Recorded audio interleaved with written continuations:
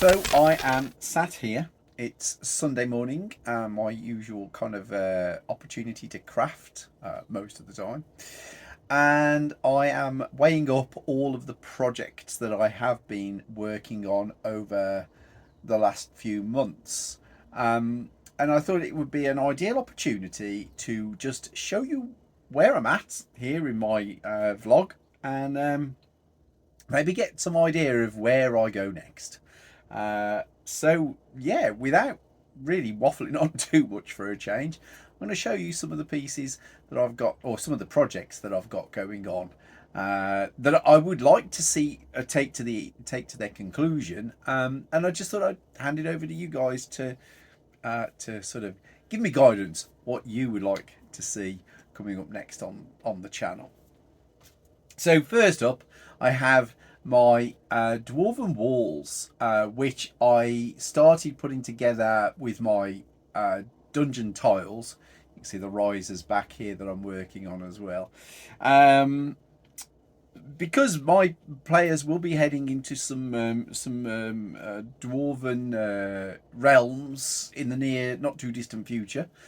So I want to create a system of walls that I can use with my tiles. So these are this prototype is 4 inches wide. You can see that it's crafted or carved with a dwarf in there. Not all the walls will be like that, but this is where I'm at the moment. I'm also trying to develop this so that I can take molds from it as well, because I want to bring my terrain in a purchasable way to UK Games Expo, which I'm trading at this year. I did it last year and I had a really great time, met some great people, but of course I was only selling art. I didn't really have game related stuff, and so this year I really want to switch that around. Still be selling my art, of course, but I want to basically take casts of some of the terrain I make. So I'm trying to develop this system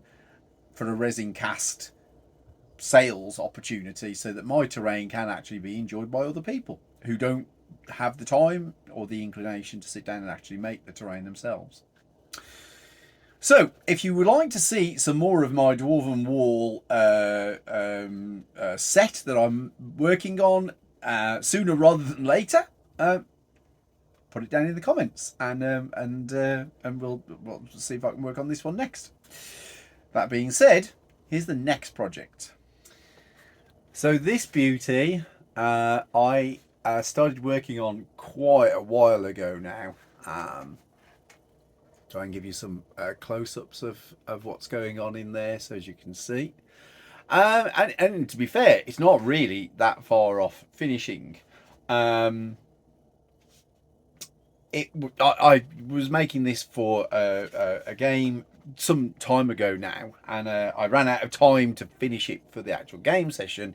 It worked great in the game session, but that kind of what made it sit on the shelf for quite a while. That said, I've got some very cool plans for it. You will notice that it's flat bottom, but I have the intention of actually making the lower decks as well, so that it's playable, but in a modular way downward to lower decks. This is actually playable on the inside as well. These pieces remove so that I will be able to deck out the deck out the insides of the ship as it stands as well. Some of this is taken from a toy ship that I happened to acquire. The mast being the primary point, and this gate here. The rest of it is made from EVA foam and coffee stirrers. So that's the rest of it, which is why I'm quite keen to sort of show you how I pull this together, because I think having a nice ship for D&D is pretty damn cool. And the cost of big like ships like this for D&D is astronomical in my mind, and this has cost me a fraction of that. So yeah, I'm kind of keen to finish this one off. They are all going to get finished at some point. I'm just trying to get a bead on what you might want to see next. So yeah, this guy does actually have a part to play again many times over, I'm sure. There are one or two campaign ideas that where a ship will be relevant, so I know it definitely has its time to come again.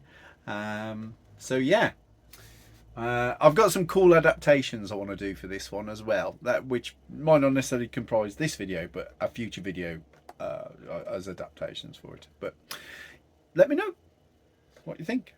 This particular project, classic broken bridge, is quite a recent project really. I do have a very bad habit of starting new projects before I've really finished the previous project, and it's why I now end up with an amassed amount of projects that are, you know, close to or halfway through completion.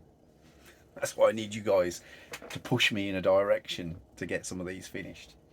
This bridge, you know, is suitable for any fancy or futuristic, apocalyptic setup. This one was built specifically to sit on top of my city tile, so this section was raised up, and I built a riser for this section so that they lined up something like that, and then I got a couple of walls which I could which I could add using various ways. So it's yeah, I've really enjoyed this. I enjoyed some of the detailing in this piece as well, and I'm very happy with it as a bridge. Again, I think having a classic sort of bridge, broken or otherwise, spanning the an open waterway or lava way or whatever is definitely a worthy piece of terrain to have, and I think you can get a lot of use out of this. What I still have to do to this is basically this piece again for the other side. Yeah, I've still got a reasonable amount of work, but most of the work is complete. It's just really waiting for its final paint system. This in and of itself doesn't maybe necessarily look like much. It does in terms of the amount of work involved in it. It has been sat on my shelf for quite a long period of time, hence it has taken some damage. It is made primarily from card, but to give you an explanation of what this actually is, you may recall my hellscape, my lava terrain board. I really want to build on that terrain with some additional pieces. I had this idea of a demonic battlement, you know, something where demons could be defending an area against the players. You know, whether that was in D&D or even 40k or any of this, or even Rain in Hell or something like that, you know. This structure was heavily inspired by sort of Lord of the Rings, the movies, you know, all of this very spiky structure, quite time consuming because all of these were individually cut by hand out of thin card. But I have a way of speeding that process up now, which I'm quite keen to show you, and has given me the sort of the incentive to take this piece further on. My idea with this was that it was originally going to be modular, and it could sit on top of a tower, it could sit on the ground, you know, various sort of potential concepts. It could be a rotating gate of some description, you know, not dislike the Black Gate, for example, you know, where the giants or the trolls are pulling the gates open. It's various ideas. Realistically, what I was experimenting when I started this with was how cool is it to make all of these very intricate details, but let's move this out of the way. All these very sort of intricate details, but just out of card. But they do take a lot of time. Very cool project. Might take me a little longer to complete, although if I did one piece of architecture, maybe that's more doable. I can't actually be in the shop for this one because it's too big. But you might recall a long time ago in a YouTube episode far away, I was heading towards 500 subscribers, and it was suggested from a piece of terrain which was chopped from a washing machine drum. I will try and insert a picture of that here. To make a space station from it, and this was going to be the base of the baseboard to said space station. There is a ton of work to do on this, but what actually brought me to a stop on this was I made the crazy decision to cover the underlying styrofoam with tin foil. Now, this makes styrofoam very tough and durable, but it is a painstakingly long process, and I've ended up with kind of the wrong texture. It's a decision I made, and one that I need to rectify. There is a lot of work to do on this, but I was at the time getting into or looking at things like Stargrave as a game that I really want to play. I mean, this would is equally work with 40k. I guess even things like Necromunda, any of the sort of the more futuristic, apocalyptic kind of games. So there's a sort of a theme element to this as well that I need to decide on. But it's been sat on my shelf for a long time now. You can see it's quite big. I think it's 30 by 20 in size, if my memory serves. So it is in itself a game board that could have quite a lot of modularity with this just as the base.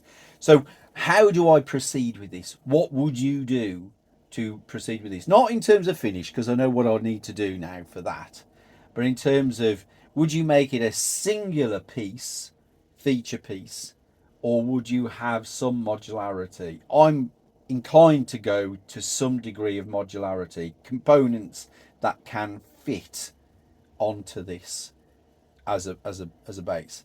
I won't lie, part of the reason I can't show you the whole thing at the moment is because the washing machine drum will sort of sit at this far end here, upright. So in actual fact, there is probably a 2 to 2.5 foot elevation to this as well, if I go down the route that I want to go down. And so that allows a lot of opportunity to build platforms and structures that could be interchangeable at this end of the board. Verticality is what I really want with this piece. But I also want it to sit with the next project and a few other projects that I've got in mind. And I'll show you the next project now. So this is my start of my futuristic science fiction based modular terrain. It is based on the same idea as my city blocks, but what I actually want to do is have a floor that can also be used as a building by building up from on top of this, edging off with lots of greeblies and details that would either suggest industrial machine-like elements to it, or even I could potentially have doorways or whatever that suggest leading into a architectural structure of some description. So I have 2 or 3 of I have one base at this sort of size, and then I'll carefully turn this over. I'll show you what that lot is in a moment. And then I have 3 bases at this size. So I can, like with my city blocks, I can lay out whatever I want. I am also working on, let's show you a couple of versions here, the modular walls. All of these are just being sort of detailed out. Some corner pieces as well. Steps, stairs. You know, my thinking is that I want to be able to make this in such a fashion that it could be used for the internal elements of a spaceship. So for myself, that was the Alien RPG. But things like kill team, I guess, boarding actions, all that kind of thing. Any space hulk, even, you know, any of the sort of internal spaceship environments, as well as being able to double up as exterior industrial far future terrain as well. So there's quite a bit of work still to do. I think I've got the core concept down. There's a lot of potential for scatter terrain. I made for the Alien RPG this MedLab piece. None of this is painted really yet. It's all just undercoated, primed, and it's been given this sort of metallic finish. This one I actually intend to put lights into because I think that will give it a very cool finish. You know, I've got ideas with sort of walkways, with the sort of the cabling hanging down, communications towers, and that sort of thing. Yeah, there's a lot to this piece. I want this to also be modular with the space station I just showed as well, which currently it is. You know, I can build off it. But this is my first real sort of foray into sci-fi based terrain. I have an absolute, well, I would say a metric ton of toys and bits and pieces and greeblies, but I probably have several metric tons of toys, bits and pieces that I can use to start building this sort of sci-fi terrain out. I have recently been to think about projects that I haven't actually started yet and want to start. I've been recently kind of looking at Fallout Wastelands and things like Infinity as well, and the idea of doing that sort of post-apocalyptic architecture and layouts. I've been very inspired with the new Fallout series to have a look at doing something along those lines. So I have just spent the last hour or so cutting out all of these blanks, ready for a roads and river stroke sewers system idea that I have. And it's going to be fun, I hope. It's going to be very workable and playable, I hope. And it's going to integrate with the rest of my tiles and city blocks that I already have made. You can check that video out up there, up here, I guess. I have a sort of a diagram so as I know what I'm doing. Folks, I think that gives you a good sort of insight into where I'm at with my different projects and where I would like to go with those different projects. My thoughts, but I want to know what your thoughts are. So please comment at your heart's desire in the comments below. You know by now, hopefully, that I always respond to all of the comments. I enjoy reading them. I enjoy the way they make me think about what I'm going to do next. So please give me a push, give me a nudge, or just throw caution to the wind and let me decide for myself. Either way, there's new stuff on the way.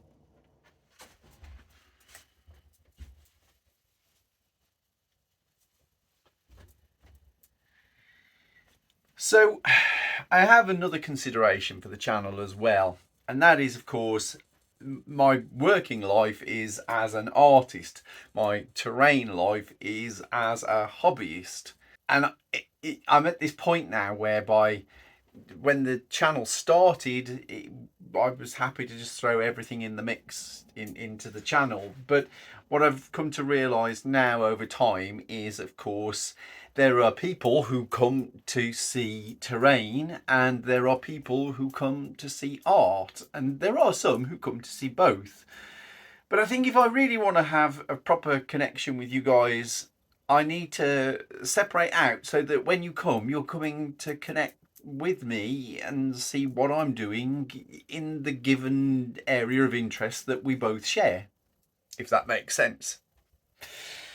So, with that, some of you will maybe have noticed that there has been a change of channel name here to Terraincraft Chronicles. And going forward, that's what this channel will be known as and will focus on. But my artwork, it's very important to me that I continue to build the business of my art as well as my terrain, but the business of my art is my major income.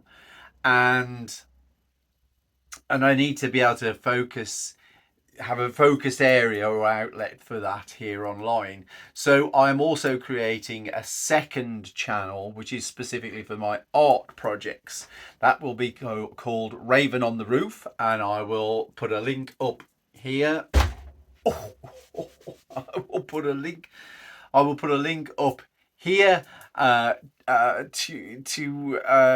point you to that channel if it's the artwork that you'd like as well. And of course, if you still want to do both, then please subscribe to both. There is no actual content on the Raven on the Roof channel just yet, but you can of course subscribe. At the end of the month, I will be opening the channel, putting new content on. I'm in the process currently of transferring everything from this channel to that channel. So all this content that you could watch here, you will now be able to watch over there. Yeah, and I've got some good ideas for that channel as well. Now, I'm going to throw it out there. Over my time as a growing YouTube, I have a small Patreon that has kind of just ticked along. I've tried to find ways to put my terrain elements into that Patreon, and it's been without a great deal of success, to be honest. Whereas most of the patrons there are there for my art, and so I'm going to shift the focus of my Patreon to my art channel as well. So I will still reference it here occasionally because there is some crossover, especially when it comes to my World War Fae project. Which is basically a combination of the two things. It's why I kind of started the terrain making as well, with that idea of miniature sets for World War Fae as well as for gaming. So lots of things, but just a new direction with regard to this channel and a new channel as well. It means I can focus my attention properly into each of those areas and bring you what you want to see as well. So yeah, please go and check out Raven on the Roof. Subscribe. I'll be very happy with that. Don't forget, hit the like buttons here.